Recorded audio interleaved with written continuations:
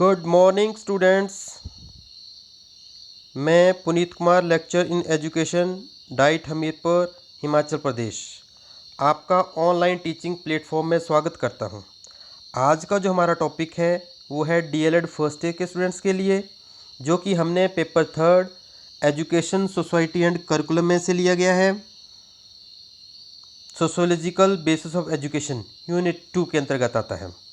तो last video में हमने डिस्कस किया था इंटरनेशनल अंडरस्टैंडिंग्स, इसके meanings, definitions, need and importance.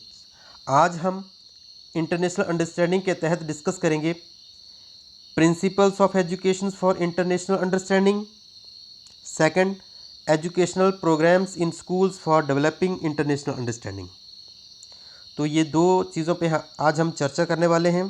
तो सबसे पहले हम डिस्कस करते हैं principles of education for international understanding, अंतर्राष्ट्रीय विवेक की शिक्षा के सिद्धांत। क्या क्या सिद्धांत हैं हमारे पास, बारी बारी वन बाय वन हम डिस्कस करेंगे। तो सबसे पहले हम लेते हैं उदारता एवं स्वतंत्र चिंतन का विकास, principles of open mindedness and independent thinking. तो हम देखते हैं अंतर्राष्ट्रीय विवेक की शिक्षा को प्रमुख रूप से वैज्ञानिक चिंतन की आदत का निर्माण करना चाहिए। इसमें उदारता, स्वतंत्र चिंतन तथा शुद्ध निर्णय शक्ति का विकास होता है। इसी आदत से लोगों को अच्छे बुरे तथा सत्य और झूठ में भेद करने की योग्यता प्राप्त होती है। इससे वे झूठे प्रचार से बच सकेंगे। वे प्रत्येक राष्ट्र एवं अंतर्राष्ट्रीय समस्या को भावुकता से नहीं बल्कि अंतर्दृष्टि और विवेक से सुलझाएंगे। वे शांतिपूर्ण जीवन की समस्या को समझने लगेंगे। नेक्स्ट है हमारे पास सेकंड जो है सहिष्णुता का सिद्धांत, प्रिंसिपल ऑफ टॉलरेंस। संसार के जितने भी देश हैं, अगर हम उनके पारस्परिक संबंधों की बात करें तो उनको एक ही आदर्श अपनाना चाहिए, वो है जियो और जीने दो, लिव एंड लेट लिव। यह जो आदर्श अपना लेने के पश्चात युद्ध के अन्य कारण, परस्पर अविश्वास तथा संदेह अपने आप समाप्त हो जाएंगे।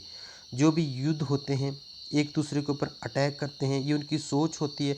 अगर हम एक आदर्श को अपना लें, जियो और जीने दो, तो जितने भी युद्ध हमारे पास जो हुए थे, 2 युद्ध हुए थे नागासाकी और हिरोशिमा का, उससे हम बच सकते थे, लेकिन नहीं।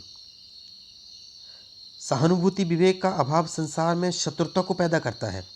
अतः सहयोग तथा सह अस्तित्व की भावना पर बल देना चाहिए।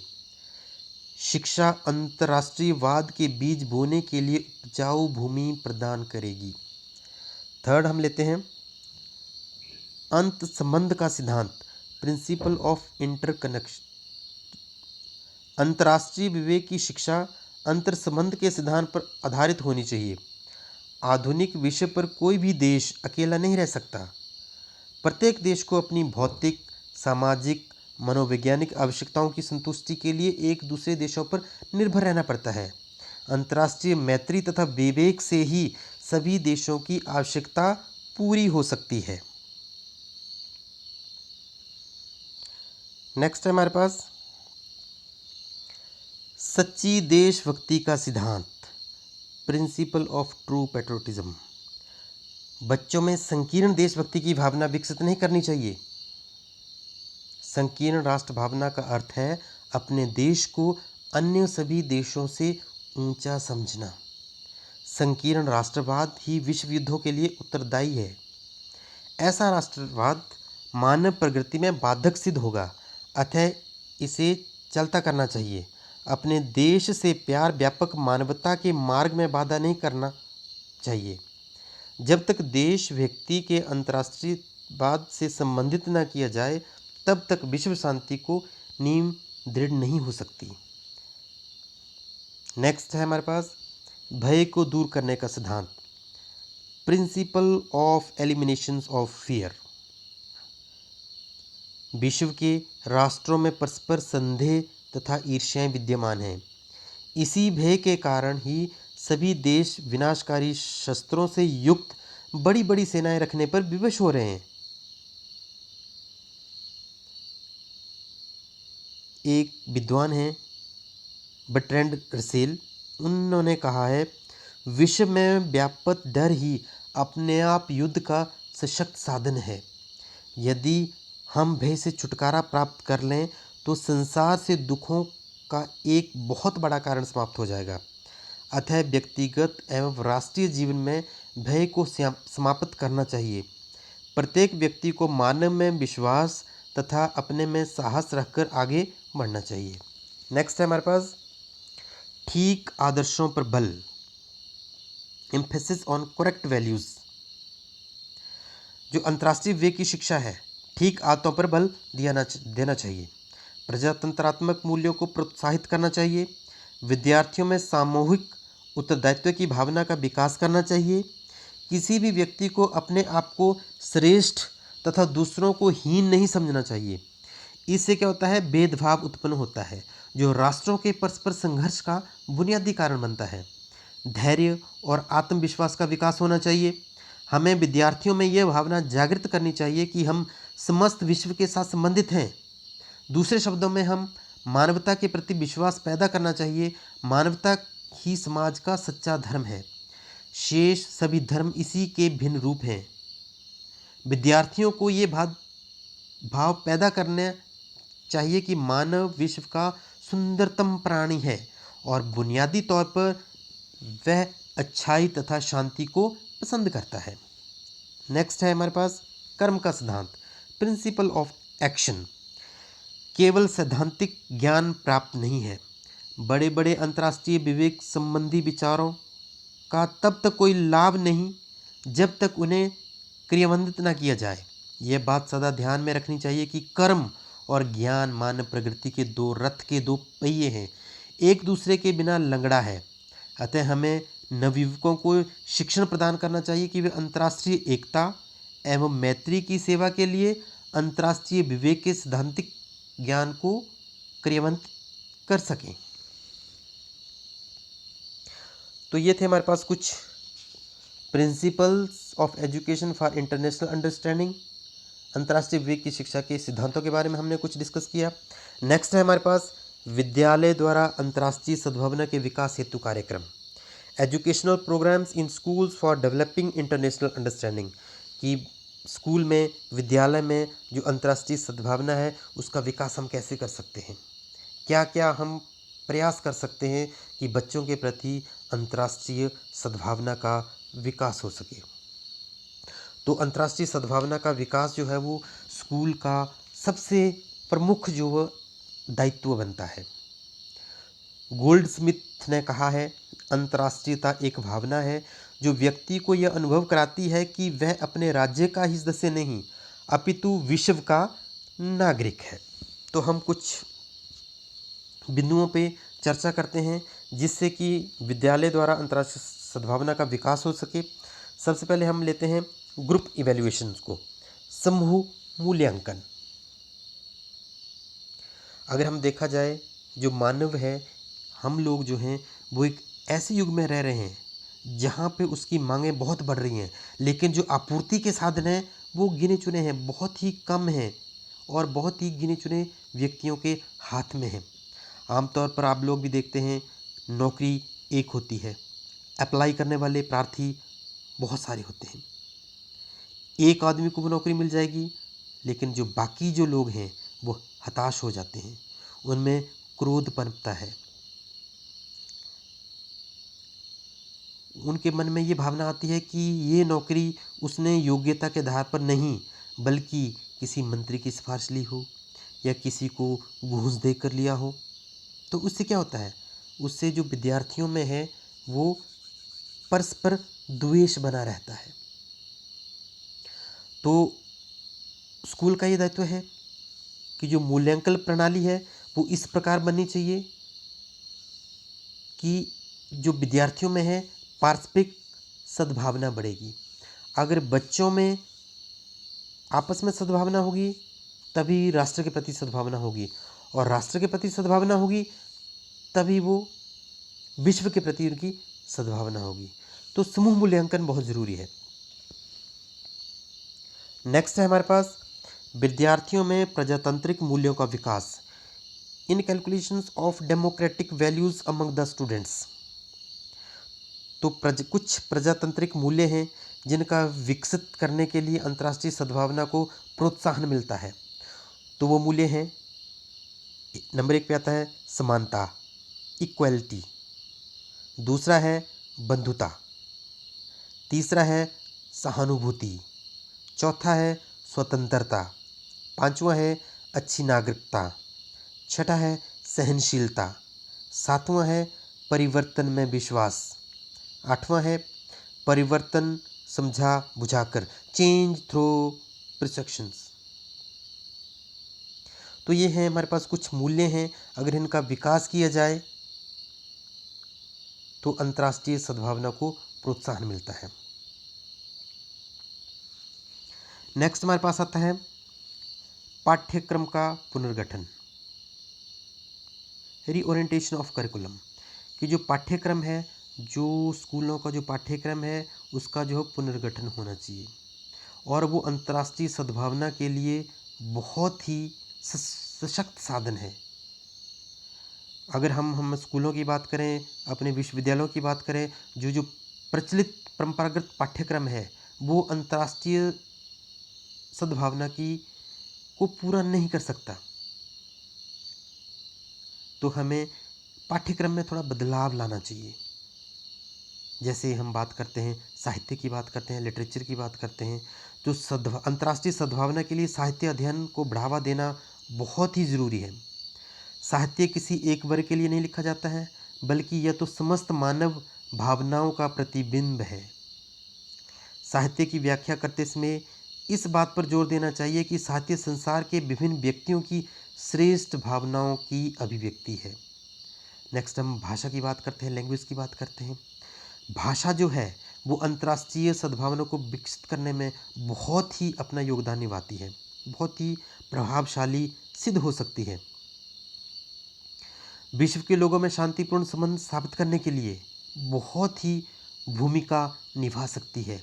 इसलिए किसी एक अंतर्राष्ट्रीय भाषा को सीखने पर बल देना चाहिए। स्कूलों में, यूनिवर्सिटीज़ में, विश्वविद्यालयों में कोई भी एक अंतर्राष्ट्रीय भाषा है वो सिखानी चाहिए। नेक्स्ट हम बात करते हैं विज्ञान विषय की, साइंस की। तो जो विज्ञान विषय है आपका, साइंस विषय जो है वो अंतर्राष्ट्रीय भावना को विकसित करने में एक प्रभावशाली साधन सिद्ध हो सकता है। विभिन्न वैज्ञानिक विषयों को पढ़ाते समय इस बात पर बल देना चाहिए कि वास्तविक वैज्ञानिक का संबंध केवल एक देश के साथ नहीं होता, बल्कि संपूर्ण विश्व से होता है। उनके मन में संपूर्ण जाति के लिए हित की कामना होती है। विद्यार्थियों को ये अच्छी प्रकार से समझ लेना चाहिए कि विज्ञान मानव प्रगति और मानव सभ्यता के सुविकास के साथ संबंधित है। ये ठीक ही कहा गया है कि अणु में कोई बुराई नहीं, बुराई केवल मनुष्य के मन में होती है। इस बुराई को दूर करने और संसार के लोगों में परस्पर प्यार विकसित करने के लिए विज्ञान पढ़ाया जाना चाहिए। नेक्स्ट बात कर लेते हैं हम गणित की, मैथमेटिक्स की। अगर हम गणित की बात करें तो ये सबसे अधिक सही विज्ञान है, एग्जैक्ट विज्ञान है। ये जो है गणित जो होता है मस्तिष्क को तार्किक शक्ति प्रदान करता है, रीजनिंग पावर प्रदान करता है, जिससे क्या होता है व्यक्ति का दिमाग सही है, यह कभी भी युद्ध का समर्थन नहीं करेगा। अगर बच्चे का तार्किक शक्ति, उसकी रीजनिंग पावर ज़्यादा है, बढ़ जाएगी, तो वो कभी भी नहीं चाहेगा कि युद्ध हो। उसको पता है कि युद्ध अगर हुआ तो उसके परिणाम बहुत बुरे होते हैं। आर्थिक दृष्टि से कठिनाइयों का सामना करना पड़ सकता है। जीवन की आवश्यकताएं बाजार से लुप्त हो जाएंगी और इतनी महंगी हो जाएंगी कि सामान्य व्यक्ति की पहुंच से बाहर होंगी। इसलिए तार्किक निर्णय, रीजनिंग की शक्ति बढ़ाने रखने वाला कभी युद्ध नहीं चाहेगा, वह तो शांति का समर्थक होगा। इसलिए गणित को, मैथमेटिक्स को अध्ययन इस दिशा में पर्याप्त सहायता प्रदान कर सकता है। नेक्स्ट हम बात करते हैं इतिहास, भूगोल और नागरिक शास्त्र की।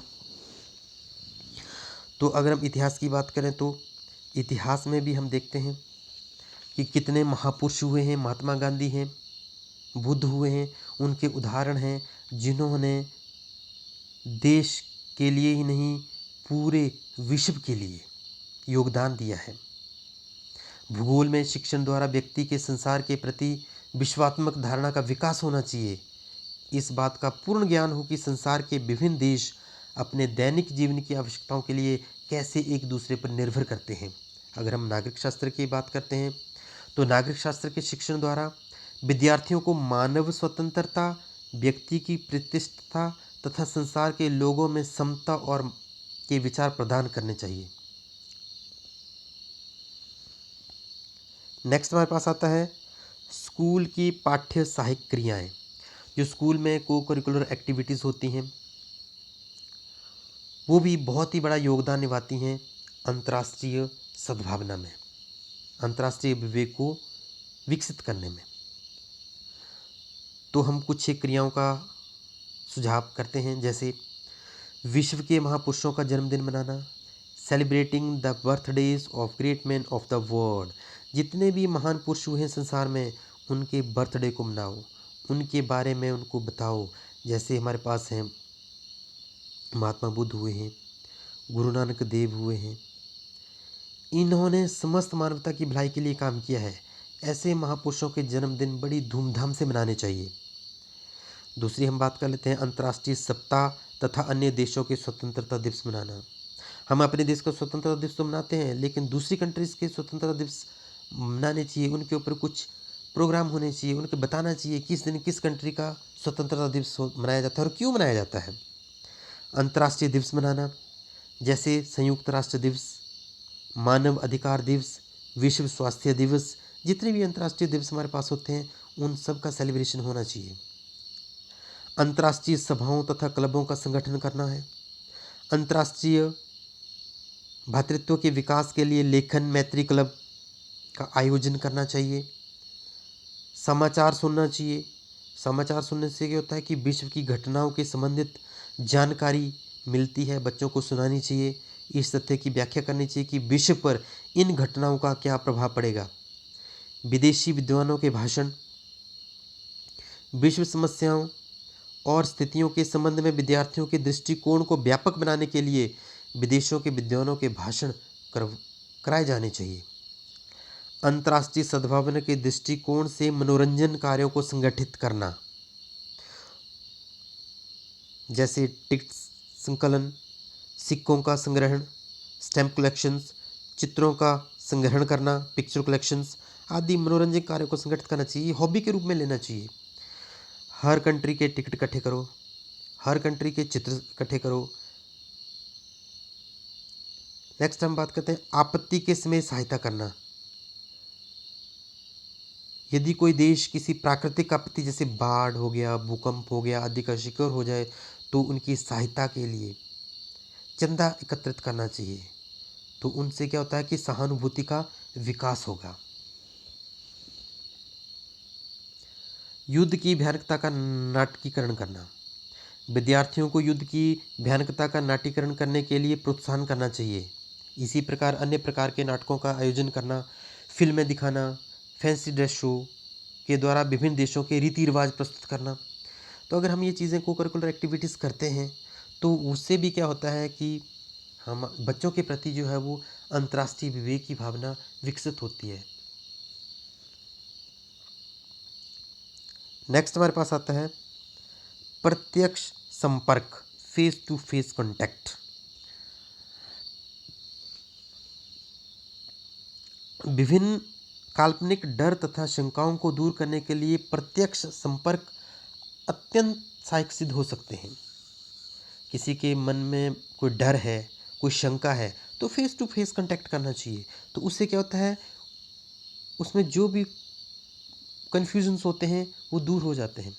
तो इस संदर्भ में अगर हम देखें तो कुछ क्रियाएं बहुत ही उपयोगी हो सकती हैं। तो मैं कुछ उनका डिस्कस करता हूँ, उन क्रियाओं के बारे में डिस्कस करता हूँ कि वो कौन कौन सी क्रियाएं हैं।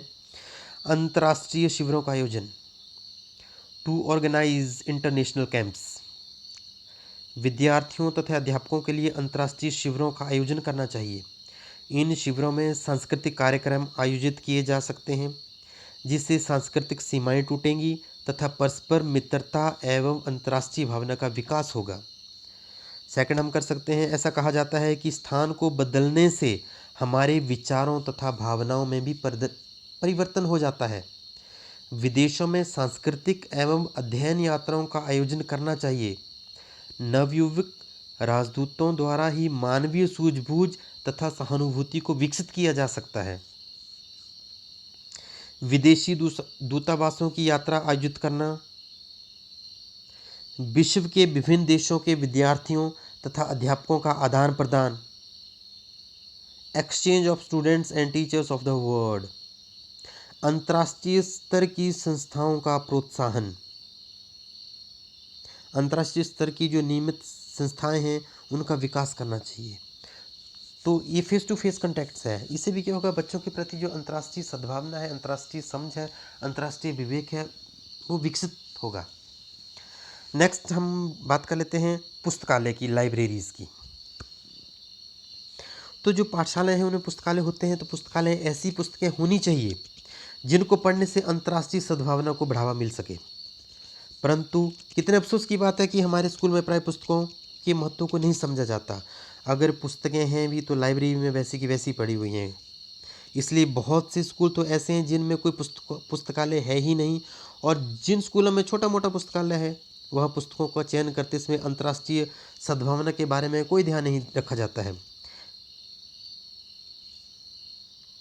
और ये भी देखने में आता है कि जो पुस्तकालय के अधिकारी होते हैं विद्यार्थियों को पुस्तकें वितरण करने में संकोच करते हैं। नेक्स्ट है हमारे पास एग्जीबिशंस, प्रदर्शनियाँ। दूसरे देशों की कला, संस्कृति तथा उनके जीवन विशेषताओं को प्रकट करने वाली प्रदर्शनियों की व्यवस्था की जानी चाहिए।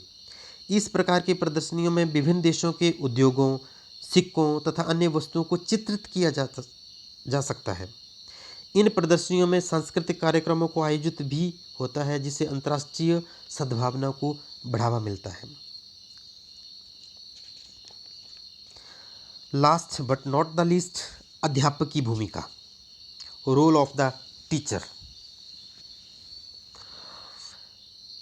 अब रोल ऑफ टीचर जो है, अध्यापक की जो अहम भूमिका रहती है हमारे पास अगर बच्चों में, विद्यार्थियों में अंतर्राष्ट्रीय भावना का निर्माण करना है तो अध्यापक जो है वो एक सक्रिय भूमिका निभा सकता है। जैसे उसे स्वयं विश्व समाज और अंतर्राष्ट्रीयवाद में विश्वास रखना चाहिए। पहले उसको खुद विश्वास होना चाहिए। केवल तभी वह विद्यार्थियों में अंतर्राष्ट्रीय भावना का निर्माण कर सकेगा। अध्यापकों को यह बात अच्छी तरह से समझ लेनी चाहिए कि अंतर्राष्ट्रीय भावना के निर्माण के लिए केवल स्कूल पाठ्यक्रम के विषयों की विषय वस्तु पर बल देना ही पर्याप्त नहीं। अध्यापक को चाहिए कि वे विद्यार्थियों के मन को अंतर्राष्ट्रीय सूझबूझ की ओर प्रेरित करें। कुछ व्यक्तियों के मन में आरंभ होता है, इसलिए अध्यापकों को विद्यार्थियों के मन और शरीर के स्वस्थ विकास की ओर अधिक ध्यान देना चाहिए, ताकि वो मानव जाति की एकता के प्रति प्रशंसात्मक दृष्टिकोण अपना सके। अंतर्राष्ट्रीय सद्भावना किसी पर लादी नहीं जा सकती। अध्यापक को शिक्षण तथा विद्यार्थियों में दूसरे देशों के संबंध में अधिक से अधिक जानने की रुचि उत्पन्न करना चाहिए। हम किसी पे थोप नहीं सकते कि तुझे अंतर्राष्ट्रीय सद्भावना करनी है, दूसरे राष्ट्र से प्रेम करना ही करना है, बल्कि हमें अध्यापक को चाहिए कि वो उसमें रुचि उत्पन्न करे। अध्यापक को इस बात का निश्चय होना चाहिए कि उसके विद्यार्थी अंतर्राष्ट्रीयवाद का क्रियात्मक विश्वास के रूप में बदल रहे हैं। अध्यापकों को चाहिए कि वे प्रौढ़ समाज को भी अंतर्राष्ट्रीयवाद तथा शांति सह अस्तित्व की शिक्षा देने का प्रयास करें। व्यक्तियों के आदान प्रदान की क्रिया में भी अध्यापक दूसरे देशों में जाएं, वे वहाँ की संस्कृति तथा अभ्यास की अच्छी बातों को सीख कर आएँ और यहाँ आकर बच्चों को उन्हें अपनाने की प्रेरणा दें। तो आज का टॉपिक जो था हमारे पास, हमने डिस्कस किया है अंतर्राष्ट्रीय विवेक की शिक्षा के सिद्धांत, principle of education of international understanding, और दूसरा हमने डिस्कस किया था कि educational programmes in schools for developing international understanding. तो आज का टॉपिक हमारे पास यहीं ख़त्म होता है। नेक्स्ट टॉपिक के लिए फिर मिलेंगे। थैंक यू, धन्यवाद, जय हिंद,